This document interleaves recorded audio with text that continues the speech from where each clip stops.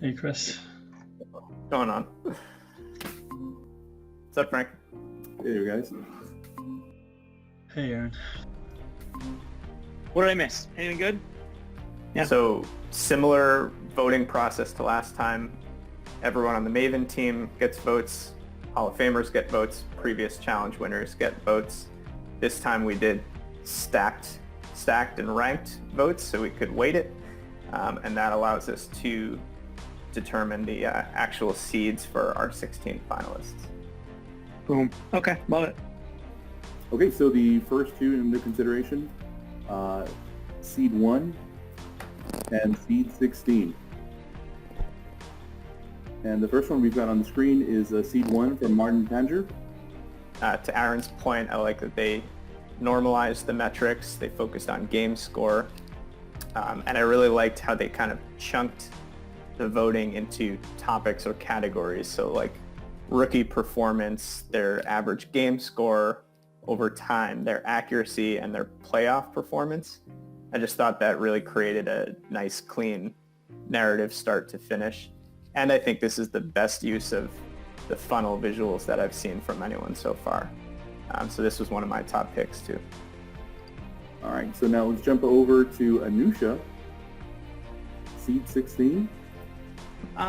Sorry, one metric that I love, and ultimately as a sports fan, it all comes down to is championship. So I really like that this one, and others did it as well, but it's just really clear to see the 6 versus 4 championships on this submission, and that's one of the things that I really liked about it.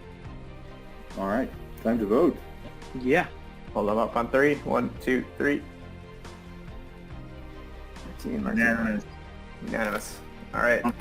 Okay, excellent. So now we've got Jonathan versus Luca. First up is Jonathan. What's everybody's feel for this? Yeah, I don't want to be too repetitive here, but again, to your point, Jason, like it's important to show the finals, and I think this was the best display of showing that we see in all of the entries. Yes. Because not only are you showing like the number of trophies, including like the actual little trophy itself in the chart, but you're showing the finals that LeBron didn't make, and you're showing them in a linear order, right? Like the seasons in which they made the finals and in which they won, which is just crazy clever. I also want to say it's awesome how he includes the players dunking on the bar charts at the top. That's just amazing. That's a nice touch. Yeah, it's a good one. All right, so against Jonathan, we got Luca. I was going to say, one of the things that I really liked about this was actually Luca's LinkedIn text content to go along with it, where it's, a lot of times for sports, things like this, it's like it comes down to a couple of things. Like if you were a GM creating your own team, who would you pick? Or 2, it's like if there were 10 seconds left in the game, who would you give the ball to? Right? And Luca really captured the first one with, if I was the GM, this is who I would go for because of these reasons. 1, 2, 3. All right.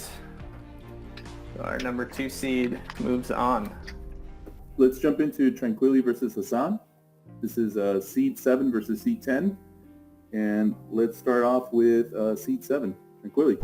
Who wants to kick it off? I can kick it off. This one, I think everyone would probably agree is the most like breathtaking visual from a pure design standpoint. Like I would probably print this and put it on my wall as a poster. Yeah, I like the use of the empty space in the middle, right? Like there is a lot of information here, but I think the empty space in the middle will help to spread it out and make it so that it's not so overwhelming, and you can easily dig in where you choose to look into, whatever category that's picking your interest. 1, 2, 3. Yeah. All right, close match. Ricardo takes it. Yeah. All right, so up next we have seed 8 versus seed 9, which is Chloe versus Wackman. I really like the chart at the top, or the table at the top, where you just could clearly take away a winner from each line. Again, just smart way to show an outcome. And I like how he categorized, right, by rebounds, inactions, and then he placed a score, and you can easily see that the score makes sense, right? Like the points add up. This person does have the advantage in this particular category. And then you can see at the top the total of the points and who you chose as the GOAT. And for that, he got my vote as one of the better entries in this recent challenge. 2, 3. It was Seed 9 versus Seed 8, and Seed 9 won. Up next, it's David Acosta, and David will be coming up against Pajakta. This is one of the ones that, like Chris mentioned before in one of the other entries, I love its simplicity. Like, it's just showing you like regular season playoff averages. You can clearly see like which side each one leans to, and the design of it is just, I thought it was one of those, like we've mentioned before, like I can hang this on my wall no problem. I really like the fact that she just provided some basic information about basketball. It made it very inviting. This could be really intimidating for someone who doesn't know and follow basketball, and I think this made it very approachable. I thought that was a really good and unique approach, and definitely something that is worth noting. So good job on that. 1, 2, 3. David takes it. Got Seed 6, which is Jiwan, and you'll be going up against Seed 11, which is Anjali. I loved this one. This, like, the analysis here was awesome. One of the things that I really loved is, you know, if you look at that front cover page, like basically normalizing all of the data, and ultimately comparing the players, like having it come down to one single number, right? 81.3 to 80. I really liked that he went through and did that based on a category per game level. The story format just works so well. It's easy to go from top to bottom. You know, for anybody who's not very familiar with the sport, I think you've got like a good layout and a good pathway to follow to reach the ultimate decision, or see how the author reached the ultimate decision. And then the notes at the bottom breaking everything down just made this a solid choice for me.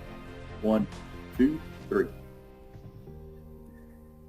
Oh, wow. Wow. That was a really hard vote for me.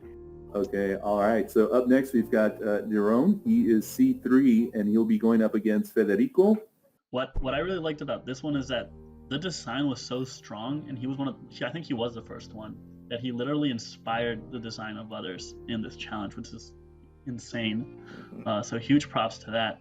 So I really like that he chose a direction, he justified it, and that formed the basis for his report. I also, again, great radar chart there showing the profile, and the scatter plots at the bottom I think did a very good job just showing trajectory based on that trend line. 1, 2, 3.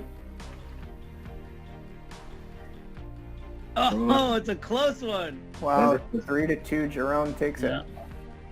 Okay, so this is the final match. It'll be Cooper versus Bupalan, and up first we've got Bupalan.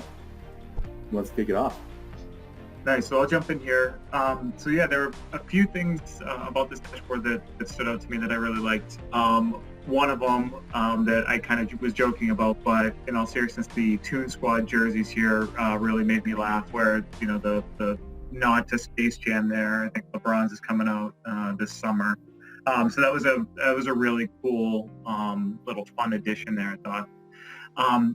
Beyond that, I actually liked the division, how this wasn't left to right, how it was kind of top to bottom. I thought that was an interesting way visually to look at this, and then have the analysis in the middle kind of based on each of the sections.